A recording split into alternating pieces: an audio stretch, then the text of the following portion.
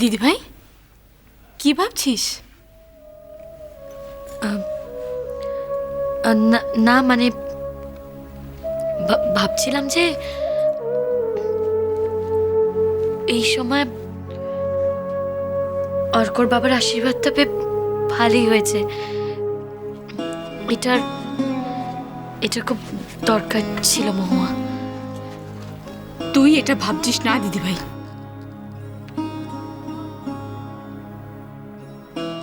ভাবছি একটা সময় তো এইবারে কেউই আমাকে মেনে নেয়নি। তোর নিখিল দাও কত বকুনি দিত আমাকে। ওর কাছে তো যাওয়ার কোনো প্রশ্নই ছিল না। দূর থেকে ওকে লুকিয়ে লুকিয়ে দেখতাম আমি, কত কাঁদতাম, অভিমান করতাম।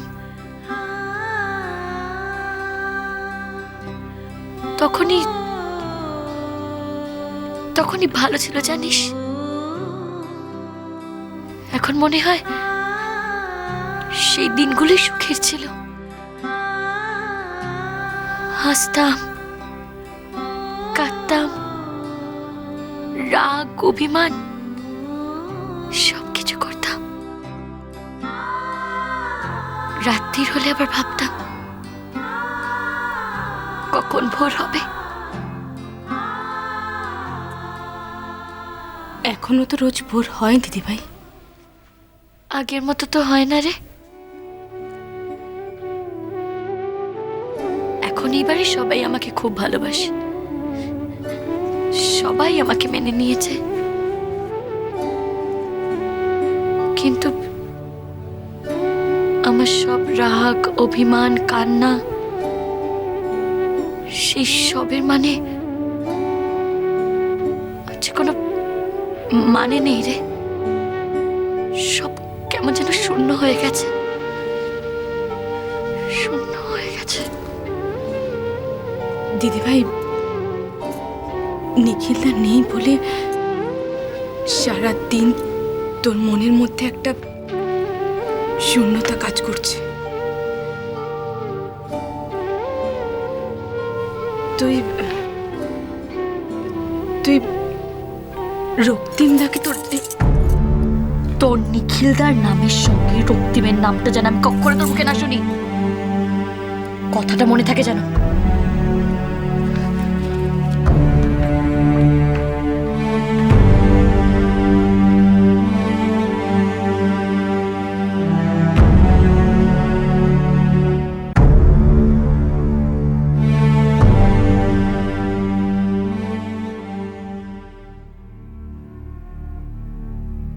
রক্তিম আপনি কেন এসব বলছেন আমি কিন্তু কিচ্ছু বুঝতে পারছি না।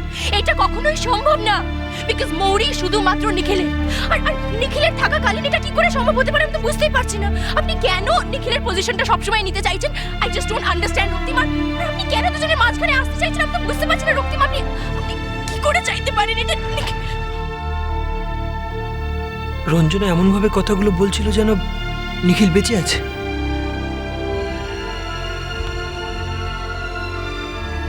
মৌরির অবসেশনের কথাটা তাও মেনে নেওয়া যায়, কিন্তু রঞ্জনা তো ক্যাজুয়ালি কিভাবে বলল? আর ও তোর মনের বিশ্বাসী কথাগুলো বলছিল। তার মানে কি নিখিল? কিন্তু জানো রক্তিম, রঞ্জনাদি কিন্তু অ্যাকচুয়ালি আমার দাদার ছোটবেলার বন্ধু। কিন্তু দেখো কিছুদিনের মধ্যে মৌরির কি ভালো বন্ধু হয়ে গেল। She is such a well wisher, caring, loyal. আর জানো একবার না রঞ্জনাদি মৌরিকে আমাদের সকলের নজরের আড়াল থেকে লুকিয়ে রেখেছিল। আর আর মোস্ট ইম্পর্টেন্টলি আমরা তো কেউ জানতামই না। না না, কি সব যাতা ভাবছি আমি। রঞ্জনা কবে নিখিলের থেকে ময়ূরাক্ষীকে লুকিয়ে রেখেছিল? আর নিখিলের তো শ্রাদ্ধ হয়ে গেছে, তাই তো? কি ভাবছি যাতা আমি?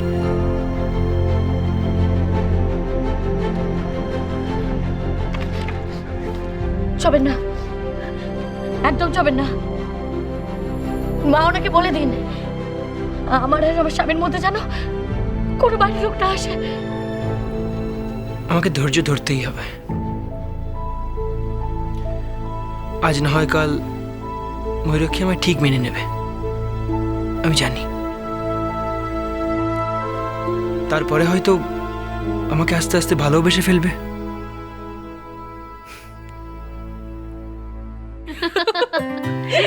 আর মহুয়ার অবস্থা দেখেছো, ঠিক করে নড়াচড়াও করতে পারছে না ও। আরে বেচারি, তবে আর বেশি দিন কিন্তু হাতে নেই। আর বোধহয় 3-4 দিন সময় পাবো আমরা। তুমি ভাবতে পারছো মৌরি, আমরা দুজনেই মাসি হতে চলেছি। কি এক্সাইটেড আমি! ফাইনালি আমাদের কোলে একটা নিউবর্ন বেবি আসবে। এই রঞ্জনা, শোনো, এত মজা করলে হবে না। এখন কিন্তু আমাদের উপর অনেক দায়িত্ব। কোলে পিঠে করে মানুষ তো করতে হবে। কারণ নতুন বাবা মার যে অবস্থা, টেনশনে তো ওরা একেবারে। আরে ওদেরকে এমন বলছো কেন? কতই বা বয়স দুজনের? তুমি কি এভাবে বসে থাকবে? সারা দিন এইদিক ওইদিক টোটো করে ঘোরো, হ্যাঁ? একটু রিল্যাক্স করে বসো তো। দাঁড়াও, একটা বালিশ দিই তোমার। মানে সত্যি রঞ্জনা, ধরো। এটা কি? এটা এটা আমার স্কার্ফ,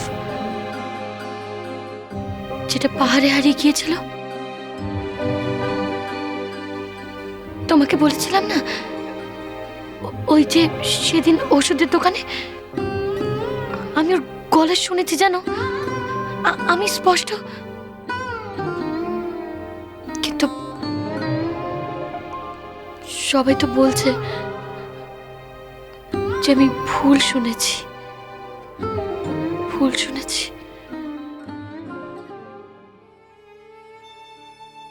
কি পজিটিভলি ভাববো? কি ভাববো আমি? আমার কাছে আর কিছুই তো নেই। একটা স্কার্ফ ছিল মৌরি, সেটাও এখন আমার হাতছাড়া হয়ে গেছে। কি পজিটিভলি ভাববো বলতো?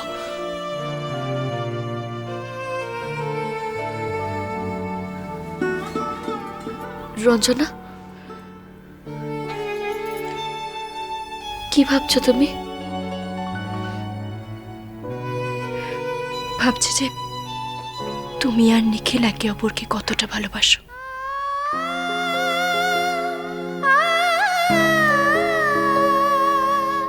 এত ভালোবেসে কি লাভ হলো বলো? ও তো আমার কাছেই নেই। খুব কষ্ট হয় জানো। কিন্তু রঞ্জনা, আজকাল কেন জানি না আমার মনে হয় ও বোধহয় আমার খুব কাছে কাছে আছে। তার আভাসও আমি পাই। এই যেমন ধরো এই স্কার্ফটা, এটা তো পাহাড়ে হারিয়ে গিয়েছিল। এটা তো আমার পাওয়ার কথা নয়। এটা বোধহয় ভগবানেরই গিফট।